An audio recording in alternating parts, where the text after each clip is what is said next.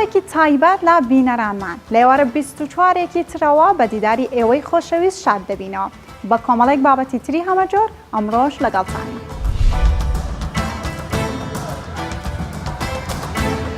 لە ئاکرێ چەرەزاتی خۆماڵی ڕکابەری چەرەزاتی بیانی دەکات.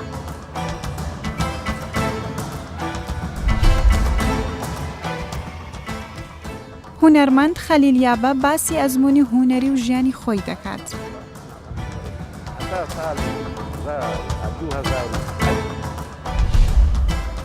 تۆپەکەی وەستا ڕەجەب لە ڕواندز هێما و مێژوویەکی گرنگی میرنشینی سۆرانە.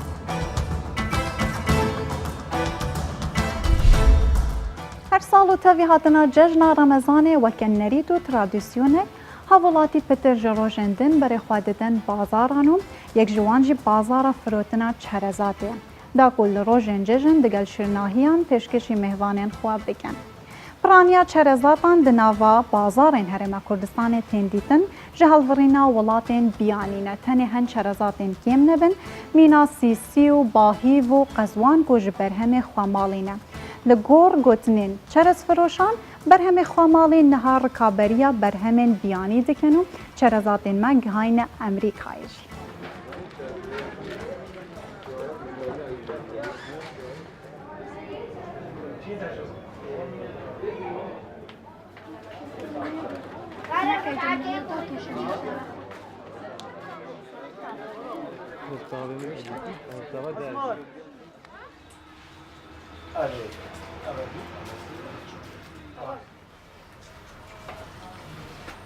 بالنسبة لشرزاتي ما تشتي مرغوب في قوي حواليا موسومة عيد فستقة بويفا جزوة على أغلبية تتويت كريت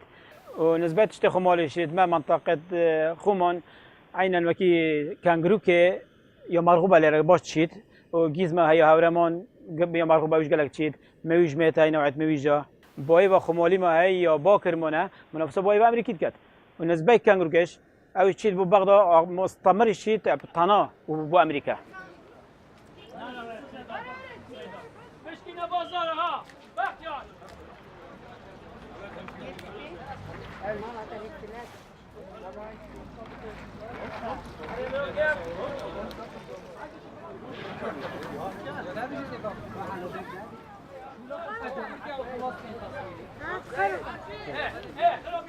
اصابروتی چرزاتی بکرم بو مالا خو اف چرزات عددات مالد مدا تبي روجنيت عيدانا نوف مالد مدا هبي برينو كقصب هبين ميوش هبين بايفك هبين يعني عطاي اف تشتدر كفتي خلك كافي تشتيب كارناينيت نا قصباب كارتينيت نا ميوش نا كاكلا بايفه نا قصبه چه تشتكي كارناينيت نو كابي عدد چرزاتا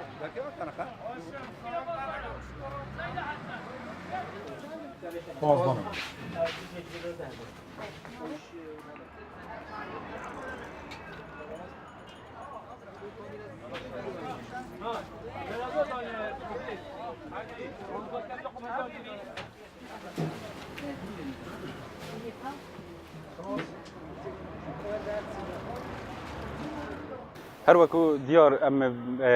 برف دومایا رمضان چین و نزدیک بین روز جشن رمضان هاتی نبازاری بو کرینا کلوپلن جشن وکو شیرینیات و چرزات و بس وکو گریام اف چرز مدیتی اغلبیه دربیا و نسبت سعرش هر وکی خویا چه فرق نینه سعر هر وکی پار و پیراره بس نهات یا خوره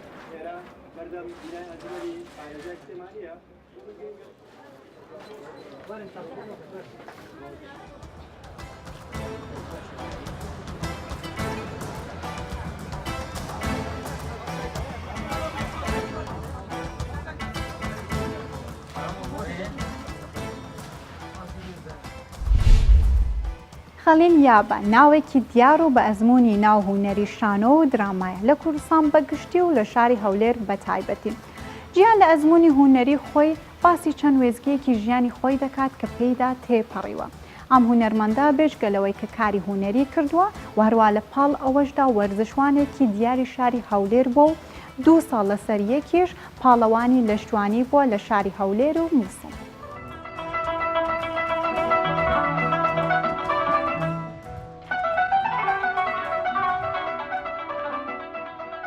مامۆستایەکمان هەبوو زۆر بەسەلیقە بوو، زۆر هونەر و وەرزشی خۆشەویست. هات بە منی گۆ بە برادرێکی گوتی دەمانێت تەمسیلێک بکەین. من نەوانێت تەمسیل چییە؟ بە منی گوت ئەوە ئەتوو جوتیاری بەهارە، بارانباریە زۆر خۆشە، دەچێت سەر دەغڵەکەت دەبینی دەغڵەکی زۆر جوانە ڕێ کوپێکە لە کەیفان گۆرانی دەڵێ. وەڵام منیش حتا گۆرانێکم هەی ناز هەی نازخانم نازمەکە دوو دڵ بەزارێ گرفتەرمەکە. ئێستاش ئەو گۆرانی دەگوترێ بەخۆی لامایە فۆلکلۆریەوە گۆرانی بەو نەوعی بوو، ینی خەڵکەکە زۆری پێ خۆش بوو، شتێکی نوێ بوو نەیدیت بوو. ئەمنیش ئەوە لە دڵم ما لە زاکرم ما، بەڵام کوو بکەم تەمسیل بکەم لە چێ بکەم کە تەواو بووم بوومە مامۆستا سومە گوندان پێم نەکرد هیچ بکەم، هەتا دوای هاتمە هەولێر لە هەولێر ئیدی ئینتیمایەتی پی هونەری هەولێر پێویستە ئەو مەسەلەیە تاقیب بکەمەوە. ناو ماڵ بەڵێ گەرم بڕۆ هەستێک کتەکان بۆ بانکە ئێرە فەرمایشتە گەرم. ئەوە ئاخاوتون و دوانەی دیوەخان وای لێ کردم ئەوە بسەلمێنم کە ئافرەت بە کەلکی بەڕێوەبردنی کاروبار نایەت. لە نۆی ساڵی 1962 ژنی یەکەم هینا، ژنی یەکەمیش بەبێ ئەوەیە من دیتبم، بابیشمان لە مزگەفتەکی نوێژی نەکرد بوو پێکەوە، داکم لە ڕێگای زیران و دەرو زیران و ئەوانەی دیتبوویەوە ئەمن لە سۆربەشی مامۆستا ناردی گوتی وەرەوە چاتمە گوتی وەرە ژن دیتە یەکتێ کو دەبێ من نەبیێ گوت وەرە ژنەی باشە وایە ماڵێکی باشن نازانم چ وەرە ببینەوە. هەتا ساڵی 2008 دەی 2008 لەگەڵمە تووشی ئەو نەخۆشیەوە دەردەپیسێ بوو ئەمری خۆی کرد. ژنی دوام لە 11 2009 هینا ژنێکی زۆر ڕکپێکە لەگەڵم زۆر باشە، بریتمە سەفەراج لەگەڵ خۆم، بریتمە سووریا، بریتمە ئیران، 2 هەفتە 3 هەفتە لەمەوبەر بردمە ئەرمەنستان، بردمە یاریڤان لەگەڵ خۆم.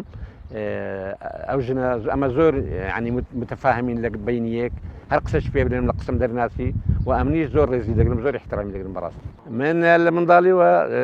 زوو فێرە مەلەکردن بووم، مەلەش زۆرەکە لە وەرزش و وەرزە چاک چیش ئێستاش ئەگەر بەزارم هەبی مەلە دەکەم. لەسەر زێ گوێڕی جگە لە مەلەکردنەمە چەند برادێک بووین، غارمان دەدا یەک باز و سێ باز و بازدان و ئەو شتانەمان دەکرد، ینی هەل لە منداڵیەوە حەزم لە وەرزش بوو. پاشان حەزم لێ بوو بەهێز بم، ینی بەردم هەڵدەگرت، دارم هەڵدەگرت، نامچم دەگرت، خۆم تاقی دەکردەوە هەتا چوینە مووسڵ. کە چوینە مووسڵ مووسڵاویەکان ڕاضیان دەکرد، ئاستیان هینا بوو بە ئاسنەکانی وان کە تەمەشام دەکرد ئەوان هەروێکە قۆڵی ئەوەن دەستمیان زۆر جوانە. ئەمن ینی شەرم دەکرد، دەمگوت باشە ئەم کووە چوانم دەدی. وە بوو لە هەولێر ساڵی 6 ئەوە کرا، پێش بڕچەیە کرا لەوێ یەکەم بووم، جارێک لە مووسڵ پاسەر 65 لە گوێر مدیر بووم، من عینە چوم لە مووسڵ یەکەم بوو. ئەزانی وەڵامیان پرسیارە سانایە بدەیەوە، خوشکەکان لەسەر خۆ وەڵامیان دامەوە و پاداشتی وەڵامەکەی خۆیان وەرگرت. هەر یەکە وەڵامی خۆی هەیە. ئەی بۆ وەڵام نەدەیەوە؟ دوور نییە وەڵامی خوشکەکانم ڕاست نەبوو بن. ئەی وەڵامی ڕاست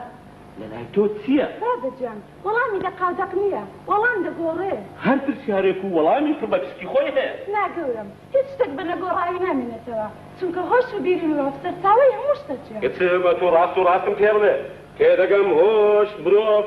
بەس کام هۆش کاروباری ماڵەوە بەڕێوە بات ڕاوێش بەدەست کامیانەوە بێت. بەداخەوە هەندێک لە ملەتیمە واقع و تەمسیل تێکەڵ دەکەن، ینی ئەوە خۆی هەیە دائیمان ئەکتەری سلبی هەیە بڵێن نێگەتیف هەیە لەسەر مەسرح یان لە دراما خەڵک خۆشی ناوێ. ئەوە سەر لە مەسڵ ئەمە دیتیتمە مەسەن فەرید شەوقیمان دیتە عادلەت هەمە محمود ملیزی ئەوانە هەموو دەوری و بەڵام ئەوانە ممثل عظیمن عالمینە. ئەتو کە دەورێکی وا دەینی وە دەکەی خەڵک ڕچی لێ بتۆ معناوێ دەورەکە جوانینە. ئەمە لە محەممەد سێوێ کە کچەکەم کوشت طبعاً حەزم نەدەکردم من ئەو دەورەی ببینم ئەسڵان یان کچی بکوژم ئافرەت ناکوژرێ. ئافرەت لە وڵاتیمە لە عادات و تەقالیدیمە زۆر ڕێزی هەیە کو دەبی ئەمن نا مخرج وای کرد على ئەساس محەممەد بمینێ ئەو بکوژری محەممەد بمینێ پاشەوی خەبات دەکەون ناڵم چ دەکە کە کوشتم ئیدی ئەوە ما ئەوەیەشی پێچوو ئەمن لە زاخۆیشم دەکرد هاتمەوە لە قندیل شەب زەلام گوتیان ئەوە تا حوسێن بەک ئەمنیان ڕاگەت وەرە ئەتو کو دەبی ئەتو کو سێوێت کوشتیە سێوەخان ئەتو کو دڵت هات ئەتو کو وا بوو کورە بابا من خەلیل بەما حوسێن بەگنیمە ناوەڵڵا تو حوسێن بەجی یعنی واقع و تەمسیلیان تێکەڵ کرد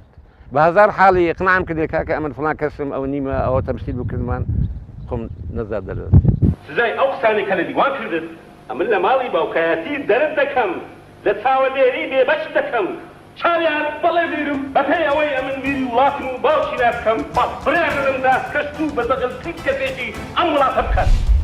بیرکردنەوە خەیاڵ یادەوەری کۆنتڕۆڵکردنی جەستە. ئەمانە هەمووی کۆمەڵێک فەرمانی گرنگن کە مرۆڤ لە ڕێگەی مێشکەوە ئەنجامیان دەدات. لە کاتی بوونی کێشەیەکی تەندروستی لە جەستە ئەوە مێشک ناتوانێت بە شێوەیەکی ئاسایی ژیانی ڕۆژانە بگوزارێنێت. نەخۆشی گەشکە یەکێکە لە نەخۆشیە باوەکانی مێشک کە زۆر هۆکار هەن کاریگەریان هەیە لەسەر کات و توندی نەخۆشیەکە. واروە ئەوانەی نەخۆشی گەشکیان هەیە پێویستیان بە چارەسەری بەردەوام هەیە. بابزانین لە مانگی ڕەمەزان باری تەندروستی ئەو کەسانەی نەخۆشی گەشکیان هەیە چۆنە؟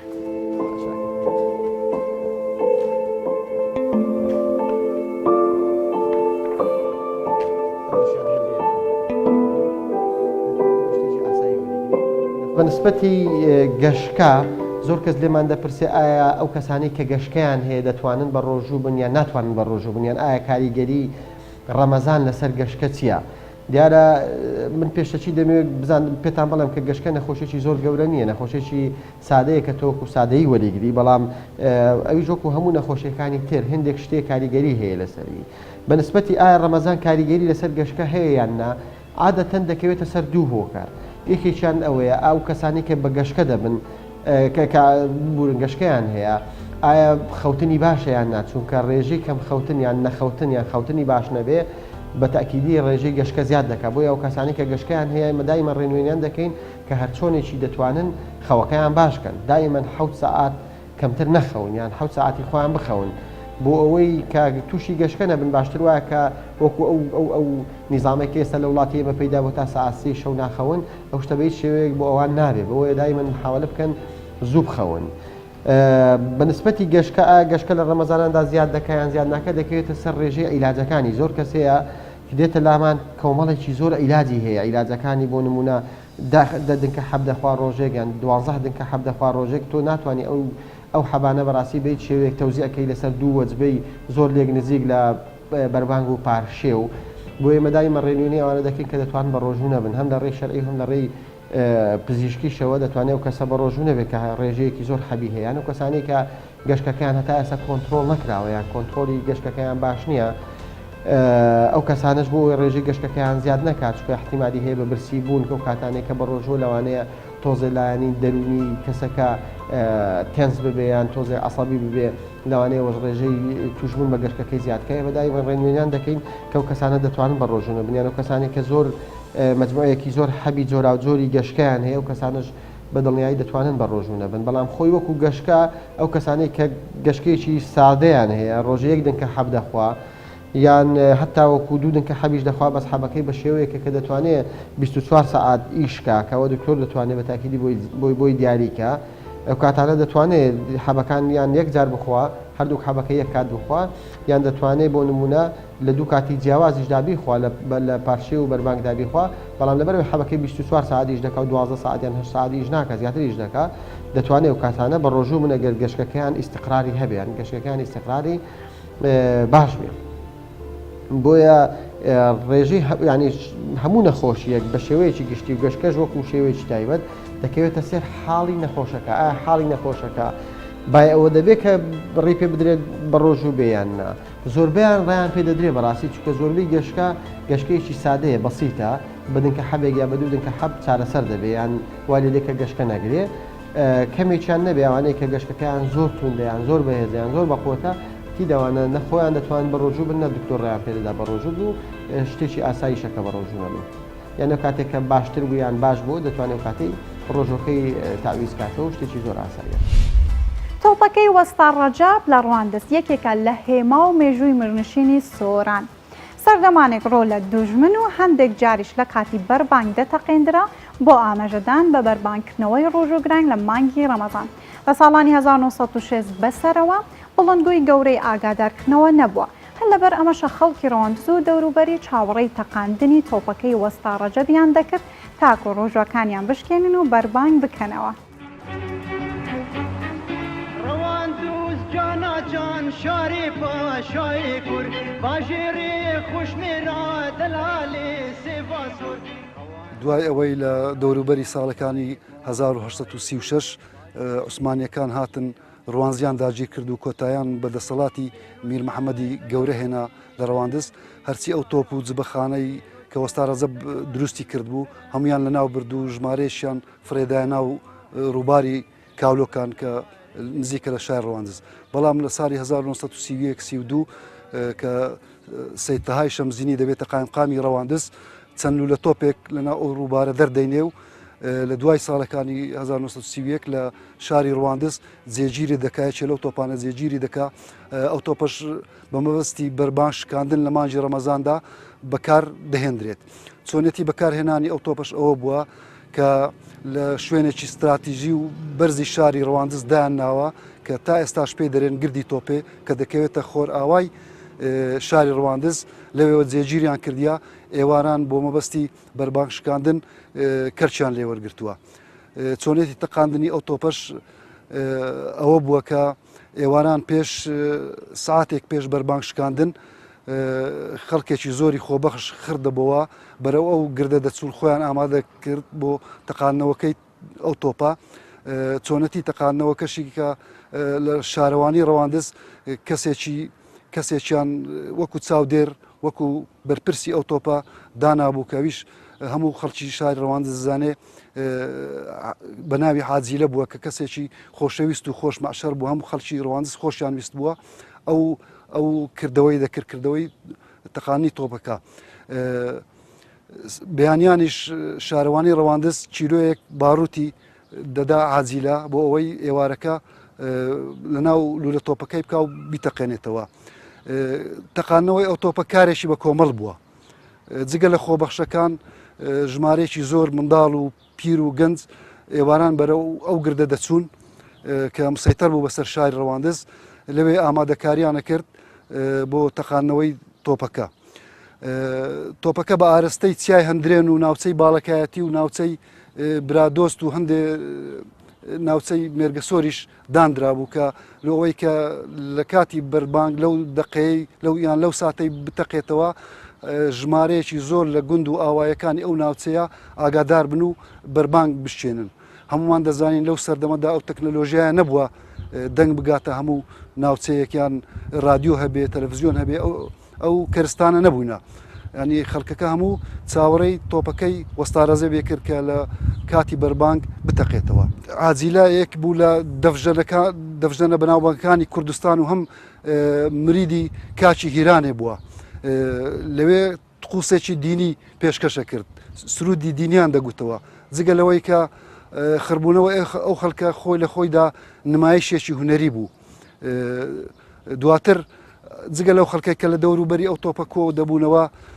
شاری ڕەواندز لەو دقەی بەربانگ شکاندن هەمویان دەهاتنە سەربانەکان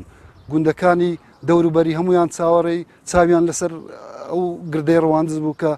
چ کاتێک تۆپەکە دەتەقێتەوە بەربانگ بشتێنن من وەبیرم دێ عفتاویەک عفتاو دوو تەڵەبە بوون سلفیسەی ئیبتیدایی بوون کە دەچوین بە کۆمەڵ ئەو مندارە جوانکەن لە وەسەتە لە اختیار بگەر لە یعنی حمری مە بگرا دەچوین بەرەو پیری ئەو تۆپە لە گردی تۆپیان پێگۆرە ڕەواندزێ خەتەکی گردەکی ئستراتیژی شای ڕەواندز بوو لە منتقەی گردەگەردیان پێگۆ ئەمە کە ئەچوینێندا نیو سەعات پێشی هەنجی نیو سەعات پێشنجی مام عاجیلە هەبوو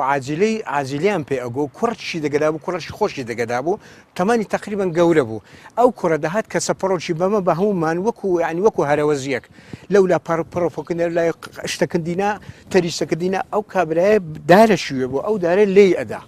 کە لێی ئەدا لەو زارکەی ئەدا کە لێ ئەکدا تۆ قەیمی ئەکلۆی زەبت بی هەوای نەدا ئەو پارچە پەڕۆکە هەمووی پڕی ئەکرد دوایە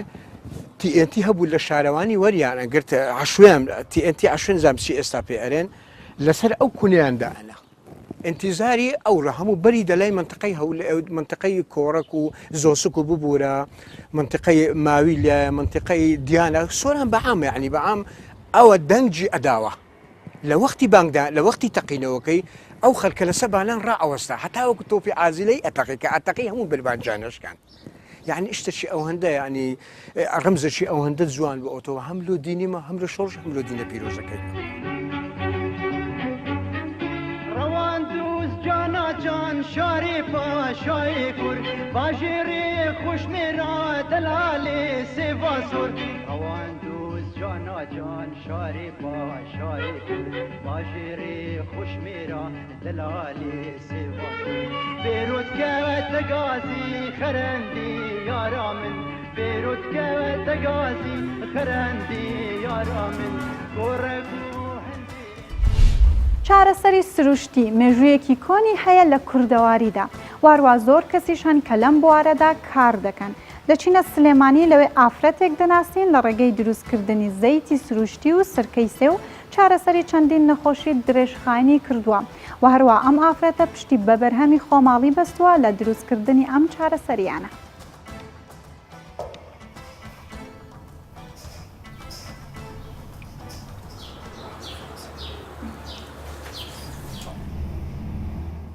من طبعا سەرەتا خۆم نەخۆش بووم تووشی فەقرات و سەوفان و ڕۆماتیزمە بووم نزیکی 7 ساڵ لە جێگە کەوتم ئیتر چوومە هەر لای هەر دکتۆرێکە عملیاتی بۆ دانام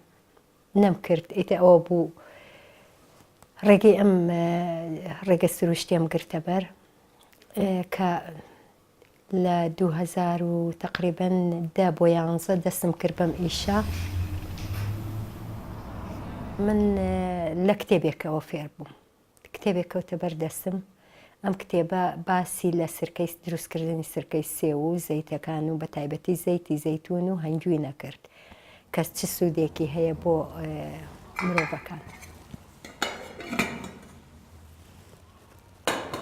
دوایی ئەوە بوو مەکینەیەکم کڕی لە ڕێگەی ئەم جیهازەوە عفو لە ڕێگەی ئەم جیهازەوە من کەوتمە دروستکردنی زەیتی زەیتون و زەیتەکانی تر بە هەموو شێوەیەک. هەمومان نەزانین ئینسان کە ئەچێتە تەمەنی 35 ساڵ بۆ سەرەوە کۆمەڵێ مادە لە جسممان کەمەکە خەزن نابێ ئیتر گەنجنی تا بتوانی ئەو مادانەکەی سێویش شەکری زۆرە ئەو شەکرە کاتی ئەیکەی بە سرکە مادە شەکرەکەی ئەگۆڕێ بۆ 4 مادە کالیسۆمە مەگنیسۆمە پۆتاسیۆم فسفۆر ئەمانش پێداویستێکی سەرەکین بۆ جسمی ئینسان. ئەمەش تەماتەیە هێناومە ئەیکەم بە دۆشاوی تەماتە تەمان من حەز ناکەم هیچ کات خواردنی دەرەوە بخۆم هەر ناشی خۆین بە فیعلی هیچ مەوادێکی حافزە نایەتە ماڵی ئێمەوە تەنیا و تەنیا دۆشاوی تەماتە بۆ لە ئێستەوە دەستم کردووە بە دروستکردنی دۆشاوی تەماتەش هەر خۆم دروستی یەکەم.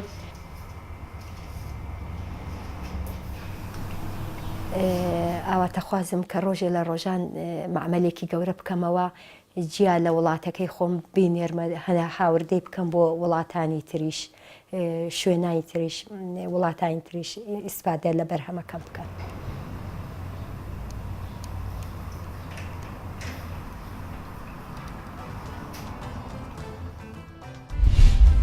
تایوەرە 24ێکی تر و کۆمەڵێک بابەتی تر هەر شاد.